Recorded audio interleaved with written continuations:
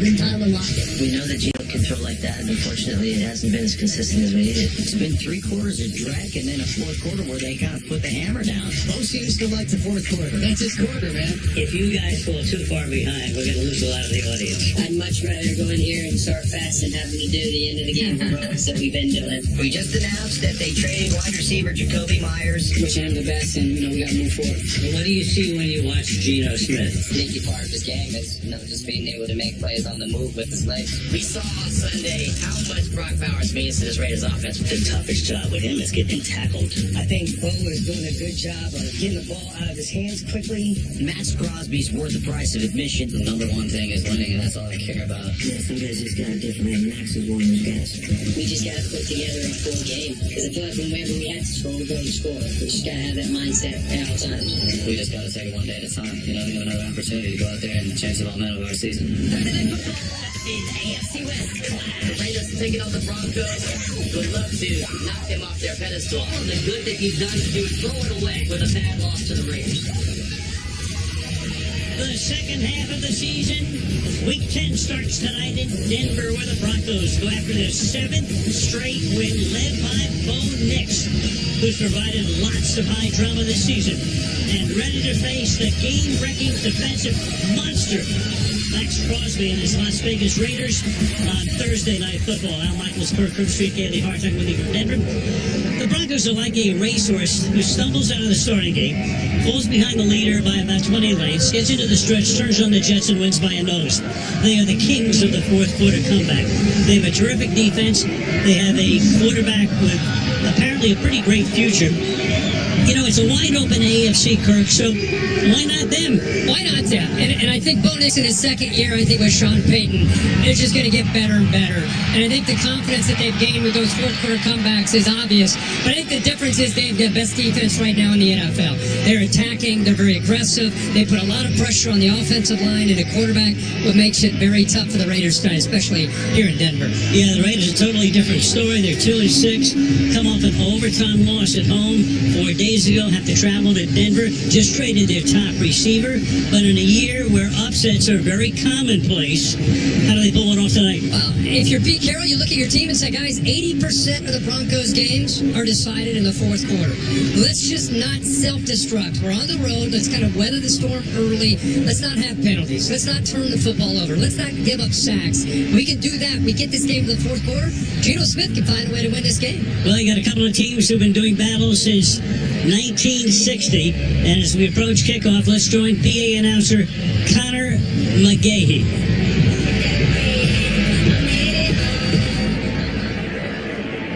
Ladies and gentlemen, the Denver Broncos join the Dallas Cowboys and the entire NFL community in mourning Cowboys defensive end Marshawn Kneeland, who tragically passed away this morning. As we offer our thoughts and prayers to his family, friends, and teammates, please stand and join in a moment of silence to remember the life of Marshawn Kneeland.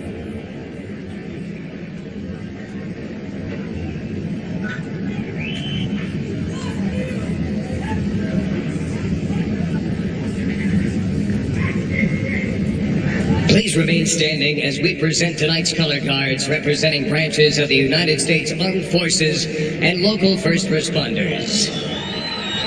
Please kindly remove your caps as we honor America with the singing of our national anthem. Singing the anthem tonight is national recording artist from Colorado. Please welcome Kayla Ruby.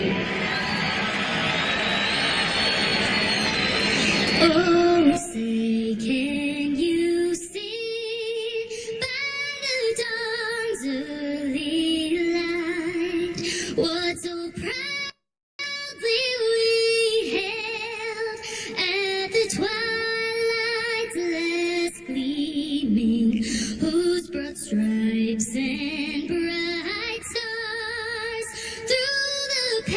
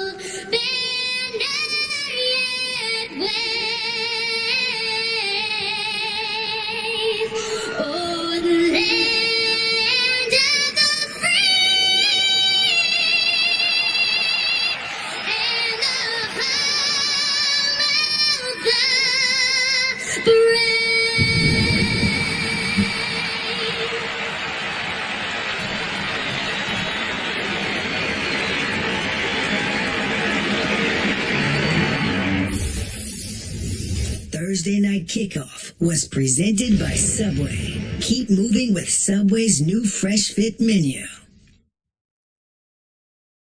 Bo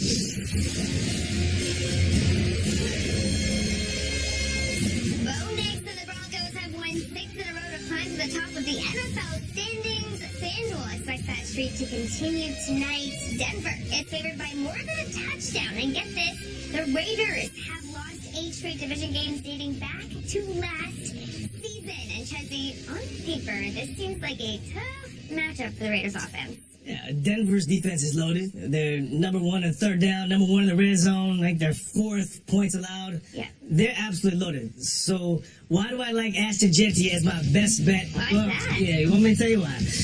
Look, everyone's talking about Brock Bowers, and that understandably so. He's been outstanding. They love him. I mean, I'm hearing guys today talking about he could get 15 or 20 targets, just absolutely feeding him. We're seeing a ton of 12 personnel, 2 tight ends. I mean, if that is the case, and I do think that is the case, there's a lot of reasons why Jeanty could get involved here. One, if there's the attention on Brock Bowers that I think there will be, there's going to be linebackers and safeties' eyes a little bit distracted with Brock Bowers. Right. That's some room for Jeanty. Number 2, if you're Pete Carroll and the Raiders and you're completely outmatched, shorten the game by running the ball, taking less possessions or giving less possessions to the Broncos and holding the ball.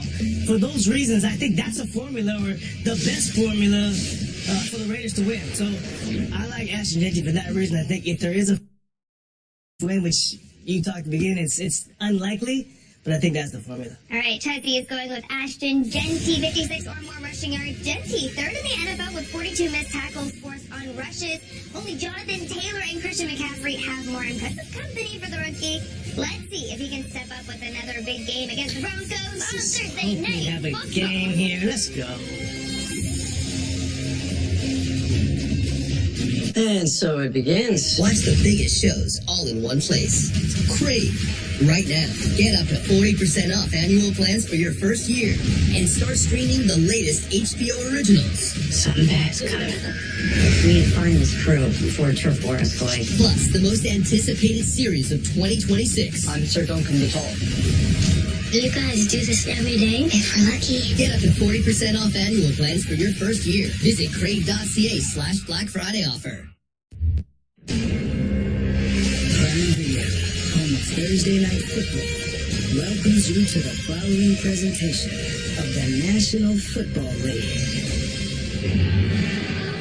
And the 2 coaches each has won a Super Bowl. As you look at the conditions here, 62, it's perfect.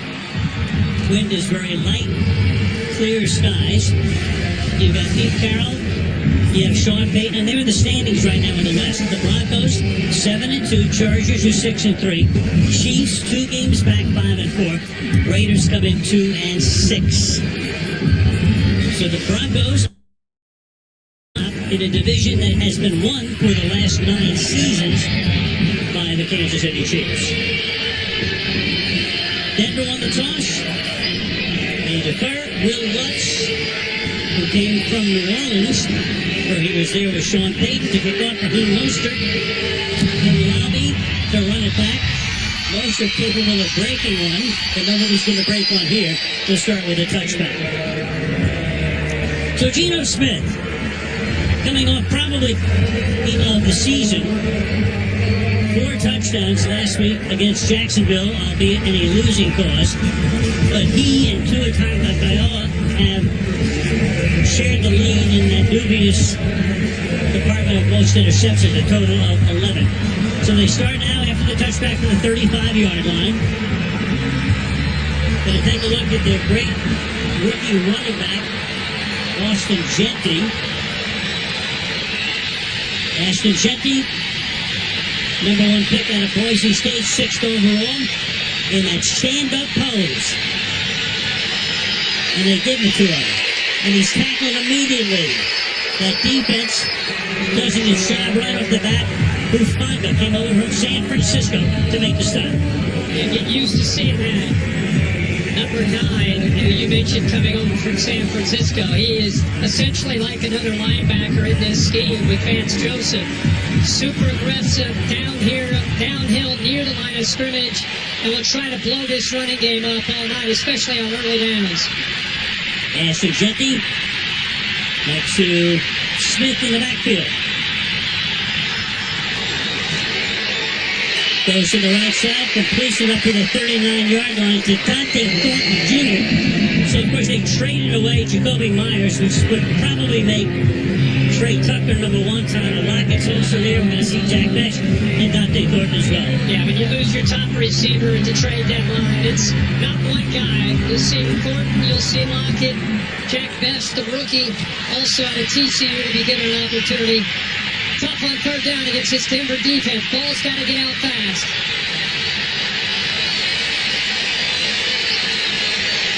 Bowers in the slot to the left. Smith on third down, throws, caught, and reaching, trying to get that first down is Tyler Lockett. Long-time Seattle Seahawks played there with Smith, started the season with Tennessee. Asked for his release and got it. Yeah, let's start with Stone Forsythe, that left tackle. How's he going to do? How's he going to hold up against Jonathan Cooper? Pretty good. Gives him a pocket to be able to step in. Man-to-man coverage. Easily finds the crosser. Who better to go to than a guy you're so familiar with, even though he's only been in Vegas for 10 days. But like you said, the time they spent in Seattle, that's his guy for the first down. Back to the ground. Jeanty. We're going to move that pile. Picking up about 5'8", 208. A lot of power in those legs. Yeah, he is such a fun rookie to watch. 5'8", about 210 pounds. And in a game like this, especially in this environment against this defense, positive yards on 1st and 10 in that run game. 2 or 3 yards, let on 4 or 5, but good job there in the leg drive with second, third effort to get positive yardage here. Sets up 2nd and 5.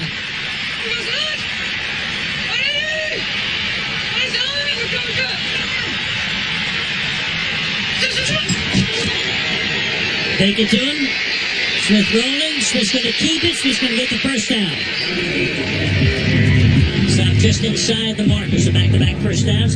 Brandon Jones making this up. One guy that Denver defense is missing is Pat Surtain, the defensive player of the year last year. Neck injury. They hope to have it back by the end of the month. Yeah, let's hope so. How about Geno Smith in his 13th year out of West Virginia? In his first year in Las Vegas, 35 years old and moving around. There's a look at Surtain there in the blue.